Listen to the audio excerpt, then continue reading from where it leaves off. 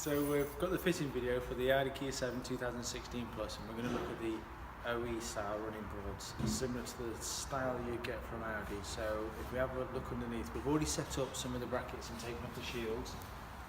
So let's have a look. So this side we've got on this side, we've just kind of provisionally got on. We'll look at this side first, at the rear bracket.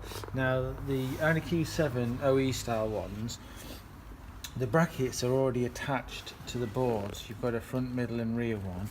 And the beauty of these is that the brackets that are attached, you have to take off on the rear one the jacking point. Let me just get a light on here. Let's shed some light on the subject. So you've got this jacking point which you have to prise off on the rear, and that reveals two big sort of holes at the top there. And then it comes with this plate in the kit, and the plate will slot behind there at the top, form like a captive nut, and then the bolts go through these four holes and sandwich into there at the top. So that's that bracket up there. The middle one here uses these T-bolts. At the back of the bracket here, you can see here we've got this big sort of, I think it's a 10mm T-bolt there, and in the sills there you take off these rubber grommets there, and then you've got these 8mm T-bolts which go through there. Now this is a separate bracket, so then you have to bolt the bracket to the actual board using these 8mm hex bolts and nuts and washers. Going further down to the front, you also have to remove the jacking point, and the chocks for the jacking point there. Now they come with these fixings here which you remove the jacking point, but so then that reveals a captive nut already in the jacking area, and then you simply put it up, and you can use the existing bolts anyway to mount them on top.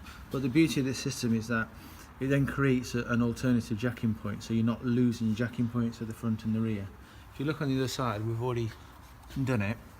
So again, we've replaced the bolts with our own bolts, gone straight up to captive nuts. That's solid. You can see that. Yeah, that's good. Let's go to the rear one. Middle one, sorry.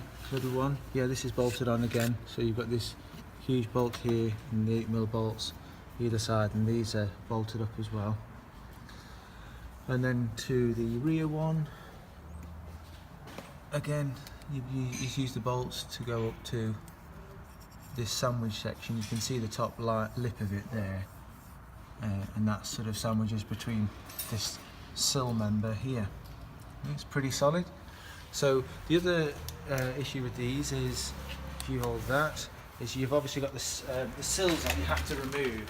Now on the Q7, the new shape Q7, you've got these sort of solid sills, like a plastic sill with like a fabric cover, but then you've also got this kind of dampening fabrics area as well.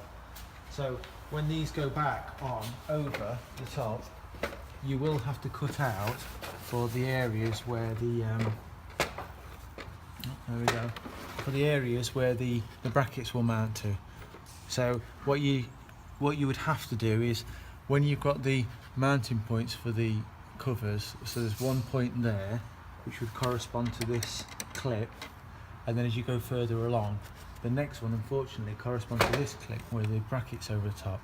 So if you line it up, and again with the front one you'd line that up, and then once it's down at an angle, you would have to possibly get some masking tape or something on this, or chalk. Yeah, good idea, chalk, and you would literally cut down there to the distance of what you're cutting out there. And the same with the front bracket, you would chalk around there, or again some tape, and then mark it, and then you would have to cut the area out and then mount it back up again. And it's the same with the other side at the front there, and then again with the other side at the rear here. So I do believe that the mounting points are there In fact, the rear one can go back on over without having to cut into that. So you're literally talking about the front section there, and really that's the fiddliest part. As you can see, the bolt holes and when you've removed the bungs to reveal the bolt holes, that's pretty simple, going straight up into captain nuts or T-bolts. So the hardest part really is cutting out and getting it nice and neat and close to the bracket. So all instructions are included, and you get a good video on the website. Buy from Direct 4x4.